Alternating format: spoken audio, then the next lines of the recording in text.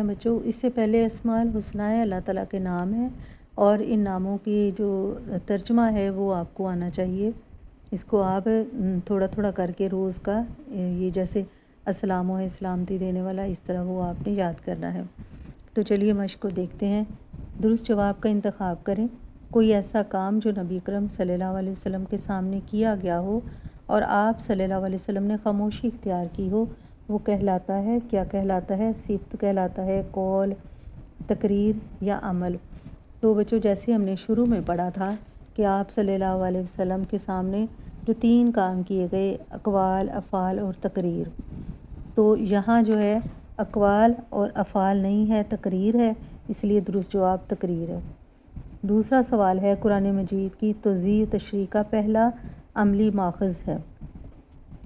قرآن مجید کو جیسے کہ ہم نے یہ بھی پڑھا تھا پہلے صفحے پہ کہ نبی کریم صلی اللہ علیہ وسلم کو رسول بنانے کا مقصد یہ تھا کہ قرآن مجید کی تشریح کی جائے، تو وہ کس ذریعے سے ہم کر سکتے تھے؟ حدیث نبوی سے ہی کر سکتے تھے، تو یہ اس کا درست جواب ہے۔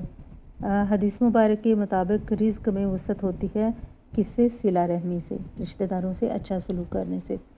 اور پھر اس کے بعد سوال نمبر 4 ہے، غلط مشورہ دینے کو قرار دیا گیا ہے، کیا قرار دیا گیا ہے؟ سب سے سیکنڈ لاسٹ پیراگراف میں خیانت گناہ کبیرہ میں سے ہے۔ کبیرہ گناہوں میں سے کیا ہے بچوں؟ کنجوسی کرنا، فضول خرچی کرنا، والدین کی نافرمانی کرنا، اونچا بولنا۔ تو درست جواب ہے کہ گناہ کبیرہ میں سے ہے والدین کی نافرمانی کرنا، گناہ کبیرہ ہے۔ اس کے بعد مختصر سوال جواب ہے۔ اس کے بعد ہے بچوں سوال نمبر 2، مختصر جواب دیں، حدیث سے کیا مراد ہے؟ یہ میں نے آسان کر کے لکھا ہے۔ حدیث کے لفظی معنی بات اور گفتگو کے ہیں، وہ قول اور عمل جس کی نسبت نبی کریم صلی اللہ علیہ وسلم کی طرف ہو، حدیث کہلاتا ہے۔ سوال نمبر 2 ہے بچوں، حدیث کی اہمیت سے متعلق قرآن مجید کی ایک آیت کا ترجمہ تحریر کریں۔ ترجمہ ہے، اور جو کچھ رسول صلی اللہ علیہ وسلم تمہیں عطا فرمائے اسے لے لو، اور جس سے منع فرمائے اسے رک جاؤ۔ بچوں یہ سب سے آسان حدیث مبارک کا ترجمہ میں نے یہاں لکھا ہے۔ اس کے بعد ہے بچوں اگلا سوال، نبی کریم صلی اللہ علیہ وسلم نے غلط فتویٰ دینے کی کس طرح مذمت فرمائی؟ غلط فتویٰ دینے کی یعنی غلط مشورہ دینا، کسی عالم نے غلط مشورہ دیا تو آپ صلی اللہ علیہ وسلم نے کیسے اس کو منع فرمایا؟ نبی کریم صلی اللہ علیہ وسلم نے فرمایا، ترجمہ ہے، جس شخص کو کسی نے علم کے بغیر فتویٰ دیا تو عمل کرنے کا گناہ فتویٰ دینے والے پر ہوگا۔ یعنی وہ عالم نہیں تھا لیکن اس نے علم رکھا نہیں تھا اور اس کے بغیر ہی مشورہ دے دیا، تو اس کا عمل کرنے والے کا گناہ جو ہے وہ فتویٰ دینے والے پر ہوگا۔ یہ بچوں آگے میں نے تھوڑا غیر ضروری تھا وہ ختم کر دیا۔ سوال نمبر 4 ہے بچوں، رزق حلال سے متعلق نبی کریم صلی اللہ علیہ وسلم نے کیا ارشاد فرمایا؟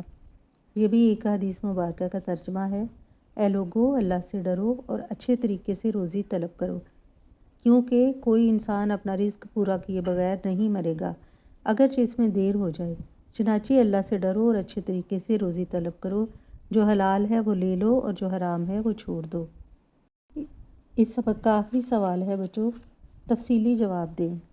حدیث نبوی صلی اللہ علیہ وسلم کی ضرورت و اہمیت تحریر کریں کہ حدیث کی ضرورت اور اہمیت کیوں پیش آئی۔